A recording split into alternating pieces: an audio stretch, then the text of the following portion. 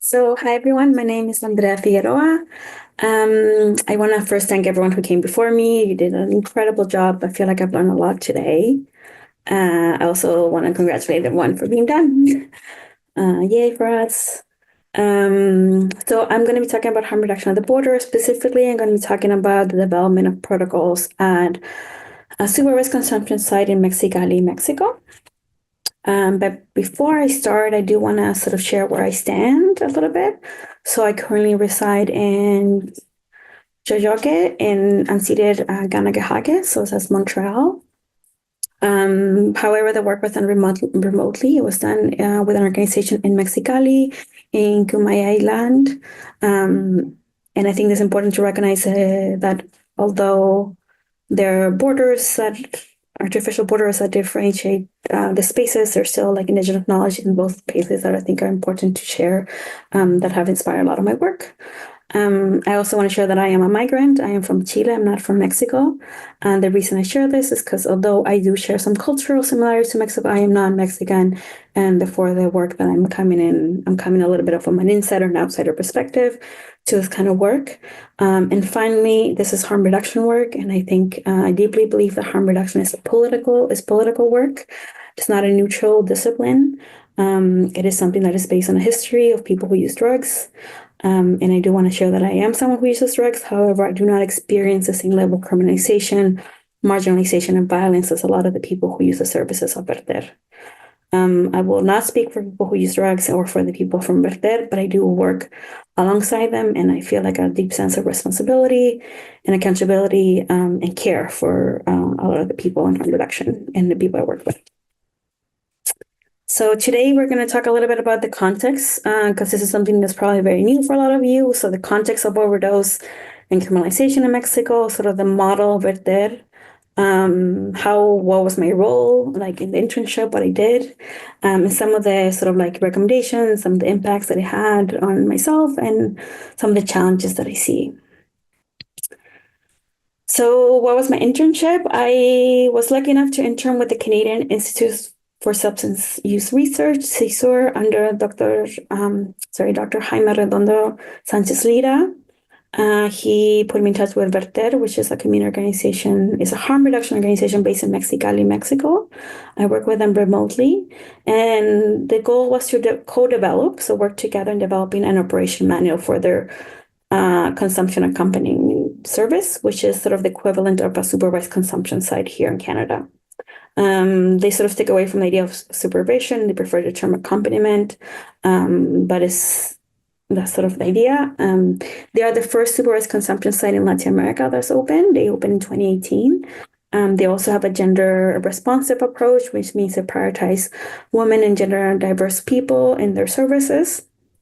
A couple things to note for you to be aware of that Verter functions without any state funding. So as opposed to a lot of the sort of harm reduction services that work in North America and in Canada, it is not funded by the state. There's no public health department that's funding them. They're sort of working on their own. They're very low barrier. And since they opened in 2018, they've reversed over 50 overdoses and served more than 2,300 people in their community without a single fatal overdose. So some of the context of Mexico and within the border that is sort of influenced and affected the work that I was doing is that Mexicali is located in the U.S.-Mexico border. It's sort of like right under California, with the California border. And what that means is there's a lot of there's some very unique challenges. One of them is drug use, the way that drug use works there. Like a lot of the injectable drug use in Mexico happens across the border. A lot of the punitive drug policies are happening across the border. That includes like militarization of the border. That includes increased migration of the border because of deportations. So a lot of what happens in the United States will affect what's happening at the border as well. Another thing that's also happening in the border is the increased criminalization and gender-based violence towards women and gender diverse folks. There are increased risk of harm. A lot of the women have died who use this space, either from neglect, from the state, from they've gone missing, or they've died of overdoses. There's also a lack of government support in the area. Like the government refuses to acknowledge the presence of fentanyl at the border, that people use fentanyl at the border. They refuse to acknowledge that, to fund organizations, community-based organizations as well. And what they actually do is they instead develop like very punitive drug policies towards people who use drugs. And there's even forced treatment is pretty common there as well, which puts people who use drugs at high risk. And the reason this is important is because Verter is one of the first, as I said, supervised consumption sites in Latin America. Currently, there's 4 of them. They've opened in the last 3 have opened in the last 2 years, and there hasn't been a protocol developed with the context of Latin America, of the global South, towards like a protocol for a supervised consumption site, or like a SAC, as they call it in Mexico. What this means is, in a context where like you're seeing more and more fentanyl show up in the border, there has to be some sort of, the organization is needing some sort of protocol to sort of help the frontline staff navigate a lot of difficulties they're facing, as well as how to include some of their practices that are already developed, they're already done, into a document that can be used as well by other organizations that might be willing to open supervised consumption sites. So it's something that's been urgently needed, and I was able to come in and sort of co-work with the organization to develop this. So what did I end up doing? I started with a literature review to sort of like look at the best practices for supervised consumption sites. A lot of the literature is coming from Canada and Europe,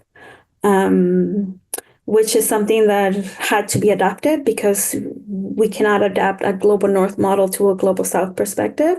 So a lot of that meant working really closely with the organization, with Verter, with their staff, and through the staff from Verter, working with people who use drugs in the community.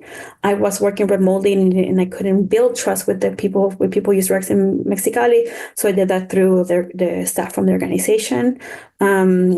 And finding ways to integrate it into a model, into sort of like the model that Verter has, which is like a feminist, abolitionist, harm reduction model approach that they have. So that was sort of the process. It was a lot of back and forth. And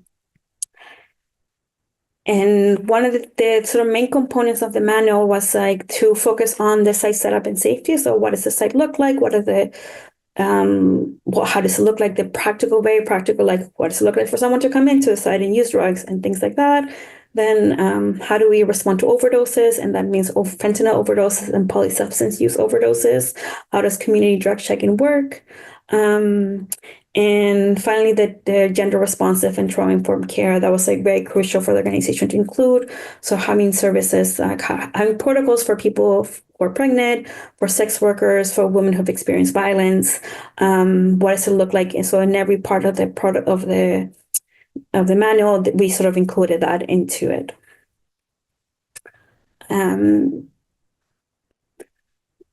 This process was quite difficult because of the distance. I think it was really important for me to build like a lot of intentional time. I was really lucky that the organization was willing to give me the time to work with them, because we had to build trust. And as much as I am Latina, I am not from Mexico, and there's still like some cultural, language, and difficulties that we had to like sort of figure out together. Like, if anybody knows about harm reduction, every place has a different language for drugs, for the ways that people explain things.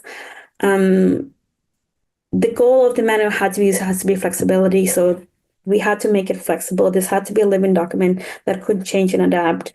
I saw that as I started, because soon after I started, Trump got into power, and a lot of things changed in the global South. A lot of funding got taken away. A lot of ways that the border changed drastically. Suddenly, it was like extremely militarized. That was affecting the work that the organization was doing in practice. So this model couldn't be like what we see in the North, with the rigidity sometimes that supervised consumption sites have in the model, like the clinical models. It had to be something that was like less rigid, more flexible, and adaptable to changing circumstances of that were like bigger than the organization itself, and like they were global, right?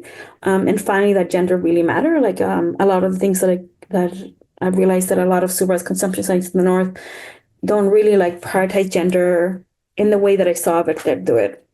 And the way that I saw them, like in every single thing, in every single moment, they talked about gender and how do we prioritize and not erase the experiences of women and gender diverse folks and the things that they do. On a personal level, for me, this was like extremely impactful. I was my first time working with a harm reduction organization in Latin America. I worked for a long time in harm reduction in Canada, in the US, and I've never worked with like a Latin American organization. So for me, it felt really impactful to be able to work in Spanish, to work with community that I had like a, although not a similar cultural background, but a shared cultural background. It also sort of made me realize the impact of academia. Like I think I hadn't realized the that there's a lot more connection between activism and research than I am initially sort of like I saw them as very separate things first. And this was like a strong reminder that harm reduction is political. It's not just a public health intervention. It is a way that people create resistance, a way that people provide care for each other. It is a way that people survive. And I feel like that for me was like extremely emphasized with this work that I did this semester. And some of the recommendations that came out of this that were sort of like a little bit bigger than even I can honestly start recommendations are like for governments, but one of them is that like there has to be legalization and funding of harm reduction in Mexico, in recognition that actually this is a practice that works, and part of that involves but it cannot be in a way that bureaucratizes or increase surveillance of like community-based organizations. It has to be in a way that still respects autonomy of the organizations on the ground. The second thing is that that harm reduction and harm reduction practices should include trauma-informed gender responsive services at all times, that people who use drugs should be at the leadership. They shouldn't be just included. They shouldn't be an add-on. They shouldn't be just like after fact. They should be always at the leadership of how this process happens. And the community-led models, so we should be supporting community-led models in public health interventions as well. That's about it. I want to thank my team in Verter, CISOR, my mentors, and the community who gave me the time and the knowledge. Like I've learned so much. I also want to dedicate this work because harm reduction is sadly a work where there's a lot of grief and loss. And even during the semester, a lot of people died of overdoses in the work that I was doing. So I want to also dedicate this work to them. Thank you. I don't know if there's any questions.